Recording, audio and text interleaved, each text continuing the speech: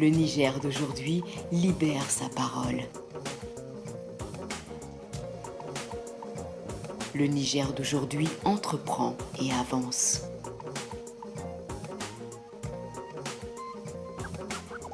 Le Niger d'aujourd'hui rassemble des hommes et des femmes, mus par la même volonté d'aller de l'avant, unis par les mêmes aspirations, la cohésion nationale, la fraternité et le progrès.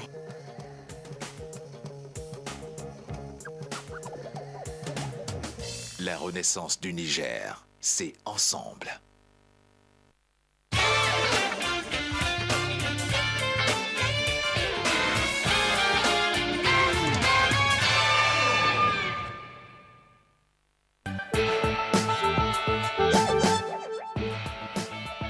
Cette grande édition d'information. Monsieur, dame, bonsoir. Merci d'avoir choisi la télévision Dunia pour vous informer. C'est une circulation fluide et des conducteurs totalement à l'aise au volant de leur voiture. Page inter de cette édition.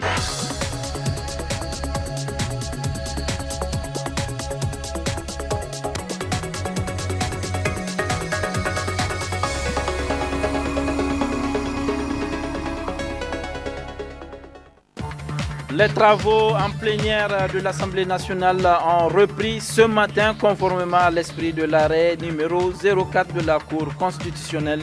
Le résumé des travaux dans un instant. Le président de la République à Paris, où il prend part au sommet africain de Paris sur les récents événements de la secte islamiste du Nigeria Boko Haram. Une rencontre qui regroupe tous les chefs d'État de l'Afrique de l'Ouest. Mesdames et messieurs, bonsoir et bienvenue dans cette édition d'information. Le président de la République, Issoufou Mahamadou, a quitté hier Niamey pour la France où il prenait part ce matin en compagnie de ses homologues de l'Afrique de l'Ouest au sommet africain de Paris sur les récents événements de la secte islamiste du Nigeria, Boko Haram. Les chefs d'État africains présents au sommet de Paris pour la sécurité au Nigeria ont adopté un plan d'action régional contre la secte islamiste nigériane Boko Haram. Ce mini-sommet a suscité ce commentaire de la rédaction Dunia. Le mini-sommet africain sur Boko Haram s'est ouvert ce matin à Paris. Ce sommet réunit à l'Élysée les chefs d'État du Nigeria, du Cameroun, du Niger, du Tchad et du Bénin, ainsi que des représentants des États-Unis, de la Grande-Bretagne et de l'Union européenne. Il vise à établir une stratégie régionale contre Boko Haram, secte islamiste nigérian apparu en 2002 et qui menace de plus en plus les voisins du géant anglophone d'Afrique de l'Ouest. L'enlèvement massif le 14 avril dernier de plus de 200 lycéennes à Chibok, dans le nord-est du Nigeria, et les vidéos terrifiantes du chef de la secte Aboubakar Shekarau menaçant de marier de force les jeunes femmes ou d'en faire des esclaves ont suscité un mouvement d'indignation mondiale et braqué les projecteurs sur une violence jusqu'alors peu médiatisée. Violence d'un groupe islamiste armé dont les attaques sanglantes ont fait des milliers de morts, mais aussi violence de l'armée nigériane et incurie gouvernementale, pointée du doigt par les plus proches alliés du Nigeria, américains en tête. S'il n'est pas question d'une intervention militaire occidentale contre Boko Haram, répète l'Élysée, la France, qui intervient militairement au Mali et en Centrafrique, dispose des troupes au Tchad et au Niger et a eu plusieurs ressortissants pris en otage dans la région, se prévaut d'une réelle expertise pour impulser cette lutte. La France a des rafales à N'Djamena qui peuvent effectuer des missions de reconnaissance et de drones au Niger, rappelle une source militaire. Au plan régional, Paris attend que les pays concernés élaborent un plan avec des mesures communes, comme le partage des renseignements et un soutien des partenaires occidentaux à ce plan, explique une source diplomatique. Le début d'une coopération entre le Nigeria et le Cameroun, l'un des pays les plus menacés par Boko Haram, est à cet égard très attendu. Avec le Niger, où des violents combats ont opposé début mai l'armée à des éléments de Boko Haram, la coopération existe déjà. La commission du bassin du lac Tchad, une petite organisation régionale, pourrait être aussi relancée. Autre piste qui pourrait être élaborée, l'implication du Conseil de sécurité de l'ONU et l'éventuelle application de sanctions contre le groupe islamiste. Je le disais dans les titres, reprise ce matin à l'Assemblée nationale des travaux en plénière avec pour ordre du jour l'élection des 2 membres restants du bureau de l'institution. Un vote qui, certes, s'est déroulé, mais sans pour autant permettre d'avancer dans les travaux. Le résumé de cette journée avec la télévision Dunia. Élire les 2 membres restants pour compléter le bureau de l'Assemblée nationale conformément à l'esprit de l'arrêt numéro 06 du 16 mai 2014 de la Cour constitutionnelle afin de poursuivre les travaux de l'Assemblée nationale. Voilà l'ordre du jour de la séance ouverte ce samedi 14 mai par le président de l'Assemblée nationale. Après lecture des arrêts de la Cour constitutionnelle en date du 15 et 16 mai 2014 par le président de l'Assemblée nationale, les députés se sont livrés à des discussions portant sur des élections primaires au sein des groupes parlementaires afin que chacun des groupes présente un seul et unique candidat qui le représentera dans le bureau de l'Assemblée nationale. Ce qui n'est pas agréé par les députés de la majorité parlementaire qui demandent au président de l'Assemblée nationale d'accepter toutes les candidatures au sein des groupes parlementaires et permettre à tous les députés majorité, tout comme opposition, de les voter. Chose que le président de l'Assemblée nationale n'a pas acceptée puisqu'il est dit dans le règlement intérieur de l'Assemblée nationale que c'est les présidents des groupes parlementaires qui déposent les candidatures. Discussion après discussion, pas de solution adéquate. On procède alors au choix des scrutateurs pour engager le processus de vote sur l'ancienne base qui avait conduit au blocage. Et comme les mêmes causes produisent les mêmes effets, le résultat n'a pas permis d'avancer. Les députés se retrouvent à la case de départ. À son tour, le président du groupe parlementaire Lumana déclare le retrait de leur candidat au poste de 3e vice-présidence. C'est dans cette incompréhension que le président de l'Assemblée nationale a levé la séance qui reprendra le lundi 19 mai 2014 à 10h.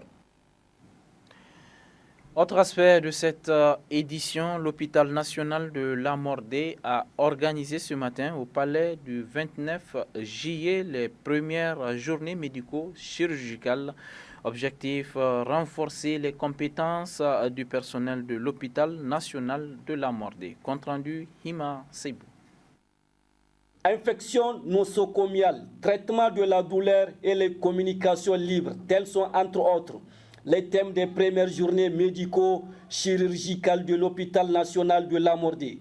Ces journées qui s'inscrivent dans le cadre du renforcement des capacités du personnel de l'hôpital national de Lamordé. Le directeur général du dit hôpital a, au nom de l'ensemble du personnel, remercié l'assistance et le comité scientifique pour le travail abattu avant de présenter son établissement et les missions qui lui sont confiées. Servir de centre de référence aux autres formations sanitaires, dispenser des soins principalement tertiaires aux malades internes et externes, contribuer à l'enseignement en matière de santé à tous les niveaux de formation, contribuer à la recherche dans les domaines de la santé, concourir aux actions de médecine préventive. Comme vous le constatez, l'organisation de ces premières journées médico-chirurgicales s'inscrit dans l'une des missions de l'hôpital national Lamordé, cité plus haut, qui entre dans le cadre de la formation continue en général et le recyclage du personnel afin de mettre à jour les connaissances du personnel. L'objectif général de ces journées est de renforcer les compétences du personnel. Le président du comité scientifique a quant à lui situé les objectifs visés à travers ces journées initiées par l'hôpital national de Lamordé. Ces journées ont été instaurées pour essayer d'instituer de manière périodique de faire le bilan de l'ensemble des travaux scientifiques qui sont faits au niveau de cet hôpital, qui est une structure de référence tertiaire au niveau national. Donc, les thèmes, un des premiers thèmes était les infections nosocomiales et la douleur, le traitement de la douleur, et en partie des communications libres. L'essentiel en fait des travaux se subdivise en deux grandes parties. Une première partie médico-chirurgicale et une seconde partie consacrée à la médecine et aux spécialités médicales. Procédant au lancement de ces journées, le directeur de cabinet du ministre de la Santé publique a, au nom du ministre empêché, remercié tous les participants avant de saluer cette heureuse initiative de l'hôpital national de Lamordé qui cadre bien avec les objectifs du ministère de la Santé publique. L'hôpital national Lamordé a pour vocation essentielle de servir de centre de référence, de donner des soins principalement tertiaires, de continuer l'enseignement en matière de santé à tous les niveaux de formation, de contribuer à la recherche et concourir aux actions de médecine préventive. Ainsi, l'organisation de ces journées cadre parfaitement, non seulement avec l'une des missions de l'hôpital, mais aussi de la politique du gouvernement de la 7e République. Plusieurs communications en chirurgie et spécialité ainsi qu'en médecine et spécialité ont été présentées à l'assistance à l'occasion de ces premières journées médico-chirurgicales de l'hôpital national de Lamordé qui seront par la suite sanctionnées par d'importantes recommandations. Ouverture ce matin au ministère du Commerce et de la promotion du secteur privé de l'atelier sur la vulgarisation de l'arrêté sur le commerce transfrontalier. L'atelier organisé par le ministère vise à informer et sensibiliser les acteurs du secteur du commerce sur l'arrêté. Compte rendu Aïssata Issa Kindo et Jamilou Oumarou. Faciliter la circulation des biens, mais aussi de limiter, voire d'éradiquer les tracasseries routières dont font l'objet les transporteurs en général et ceux des marchandises en particulier. Tel est l'objectif de cet atelier de vulgarisation de l'arrêté sur le commerce transfrontalier. Un atelier qui répond aux multiples plaintes récurrentes formulées par les opérateurs économiques relatives à l'existence de nombreux points de contrôle et aux multiples tracasseries qu'ils subissent tout au long des routes. Cet état de fait entraîne souvent l'allongement des délais de livraison des marchandises et l'élévation de leurs coûts, entraînant ainsi la cherté des produits. Je vous rappelle que les autorités de la 7e République, avec à leur tête son Excellence M. Issoufou Mahamadou, président de la République, chef de l'État, ont pris l'engagement de tout mettre en œuvre pour améliorer le climat des affaires dans notre pays, conformément au programme de renaissance et à la déclaration de politique générale de son Excellence M. Brigitte Rafini, Premier ministre, chef du gouvernement. C'est dans cette optique que d'ores et déjà, plusieurs mesures et réformes ont été engagées pour l'amélioration du climat des affaires au Niger, afin de favoriser le développement du secteur privé, dont entre autres l'arrêté interministériel en date du 27 février 2013 relatif au type de contrôle routier, au point de contrôle routier et au mécanisme de recours pour minimiser les abus sur le transport des biens au Niger et qui fait l'objet de la présente activité. Cet atelier d'une journée va sans nul doute permettre d'informer et sensibiliser les acteurs sur le contenu de l'arrêté sur le commerce transfrontalier, de les éclairer sur l'importance de sa mise en œuvre et de se situer dans les responsabilités à différents niveaux. Les femmes du ministère de l'enseignement primaire, de l'alphabétisation et de la promotion des langues nationales ont initié une fête au village SOS de Niamey. Cette fête qui intervient au lendemain de la célébration de la journée nationale de la femme nigérienne le 13 mai dernier a pour objectif pour les femmes du ministère de témoigner leur affection à l'endroit des enfants du village. Compte rendu, Seyni Mechido Jibril et Idrissa Mahamman.